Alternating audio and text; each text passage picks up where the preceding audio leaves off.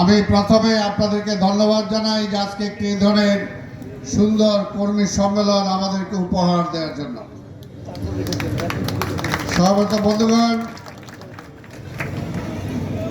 BNP জনগণের ক্ষমতায় বিশ্বাস করে, বিএনপি জনগণের জন্য রাজনীতি করে এবং বারবার এটা প্রমাণ হয়েছে। এই বিএনপির জন্মই হয়েছিল এই দেশের মানুষের প্রয়োজনে। বিএনপি লড়াই সংগ্রাম করেছে প্রতিটা সংকটে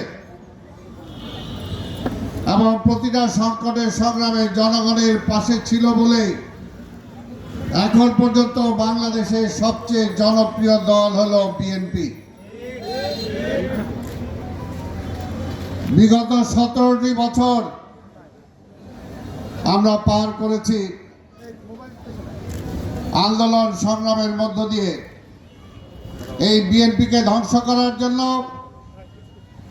বেগম খালেদা জিয়াকে মেরে ফেলার জন্য চেষ্টা করা হয়েছে, আপনারা দেখেছেন। আমাদের নেতা তারেক রহমানকে মেরে ফেলার জন্য চেষ্টা করা হয়েছে, আপনারা দেখেছেন। বিএনপির এমন কোন নেতা কর্মী নাই যাদের উপর অত্যাচার করা হয় নাই, জেলে পোড়া হয় নাই, শত শত মামলা দেওয়া হয় নাই। আমাদের অনেক নেতা কর্মী গুম হয়েছে, এখন পর্যন্ত যাদেরকে আমরা খুঁজে পাই নাই।